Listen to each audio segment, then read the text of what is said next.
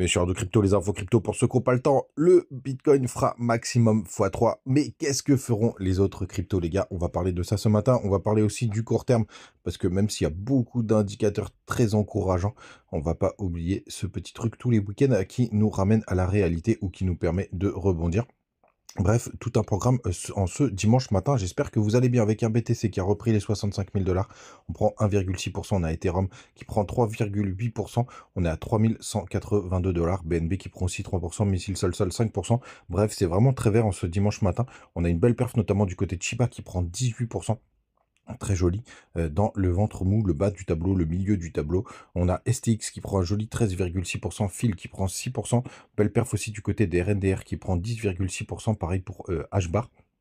Arbitrum en milieu qui prend un joli 7%, Dog with Hat qui prend quasiment 11% ce matin. Et quand on descend jusqu'en bas du tableau, on a aussi des belles perfs du côté de OP 10,7%, PP 16,9%. Bref, vraiment très très vert en ce dimanche matin. Quand on va du côté du daily du BTC, on est donc pour l'instant quelque chose d'assez intéressant. On est quand même, attention, sur le milieu du range, hein, avec la borne basse qui se situe désormais vers les 60 000 $, un petit peu en dessous. La borne haute qui se situerait vers les 72 000.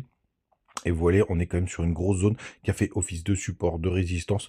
Ça va dans tous les sens, donc c'est le pire endroit pour trader. Alors attention les gars, du coup, en plus moi je suis un petit peu dégoûté parce que j'étais bien rentré là sur ce point-là. Je me suis vraiment fait chasser sur la riposte d'Israël pour le coup.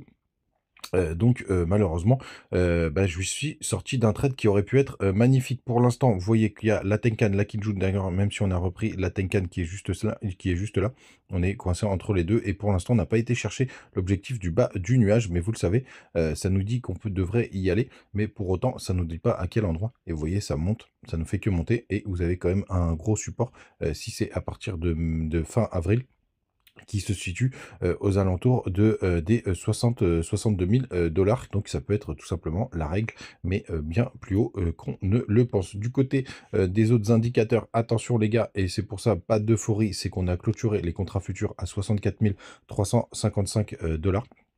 Donc les contrats CME, donc vous le savez, on devrait créer un gap si jamais on est bien au-dessus, et pour le coup ce serait un gap baissier, puisqu'en général on vient rechercher la clôture dans les à peu près 48 heures. Donc c'est dommage, on a ça qui nous pend au nez. On verra si ça fonctionne encore. Ça fonctionne 8 fois sur 10, mais pour le coup, là, ça m'étonnerait qu'on n'aille pas le chercher. Et après, sinon, ça pourrait aller chercher, nous laisser un gap pour le prochain bear market qu'on ira forcément combler tôt ou tard. Ça, j'en suis persuadé. Du côté de la Bitcoin dominance, c'est plutôt pas mal parce qu'on a une belle correction. Je vous disais hier qu'on commençait à faire des jolis M. Donc ça, c'est plutôt chouette parce que ça veut dire qu'il y a nos alts qui continuent de bien avancer. Le Total 3, donc les altcoins, pour le coup aussi, qui nous font un joli rebond, et ETH face à BTC. Là, c'est encore mieux parce que on est en train de former un joli W. Il y avait un point hyper intéressant là sur cette zone pour pouvoir rentrer.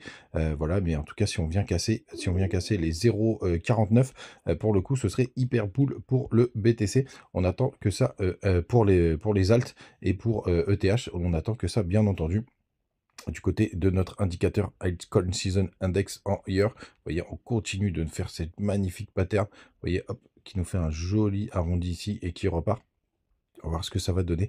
Mais vraiment, les gars, je suis quand même assez optimiste, même si on pourrait avoir une dernière correction. Là, c'est plutôt chouette. En plus, les indicateurs, ils sont plutôt pas mal, parce que sur la carte de liquidation, on a quand même pas mal de choses à aller chercher au-dessus des 65 000 $. Même si pour l'instant, faut rester quand même assez prudent, comme je vous disais, faire le yo-yo jusqu'aux 60 000, jusqu'aux 62 000, c'est encore possible, et ça devrait être encore assez fréquent. Et vous voyez là, quand on prend vraiment la grande photo, le gros pic de liquidation se situe au-dessus des 71 000 $. Là, pour le coup, il y a pas mal de choses à aller chercher, alors qu'on a bien nettoyé au sud, hein, et puis il y a très peu d'euphorie. Hein. Du côté des open interest, c'est encore très léger, ça veut dire qu'il y a très peu de gens qui croient en ce mouvement. Les fundings sont encore négatifs du côté de Binance, vous voyez, on est toujours à 0,01, donc ça c'est plutôt pas mal. Donc vraiment les gars, très positif ce qu'on a ici, ça a vraiment fait flipper tout le monde les dernières corrections, et ça c'est plutôt chouette. Avant de parler des performances de BTC et des alts, Les gars, n'hésitez pas à nous rejoindre du côté de Telegram. On partage toujours les petites news, des petites infos. Du côté de Twitter, je partage aussi des petites news en direct live. D'ailleurs, vous avez toujours le wallet BGB là, avec le airdrop BGB. Vous avez le code que je vous ai mis juste là. N'hésitez pas à le récupérer sur Twitter. Et vous avez tous les bonus Big Get, Big C, Big X. Et bah, c'est tout, c'est déjà pas mal. Du côté donc du BTC, alors où est-ce que le BTC fera maximum x3? Donc là, on a pris les extensions de Fibonacci. Hop, je vais repasser en weekly. Ça, c'est ma petite charte long terme. Hop, elle est juste là. Tac. Et donc, vous voyez, sur le dernier cycle, on a été chercher, quand on prend vraiment le point bas jusqu'au point haut, on a été chercher entre les 0, les... Hop, mince, qu'est-ce que j'ai fait? Mince, j'ai déplacé un truc, bon, c'est pas grave.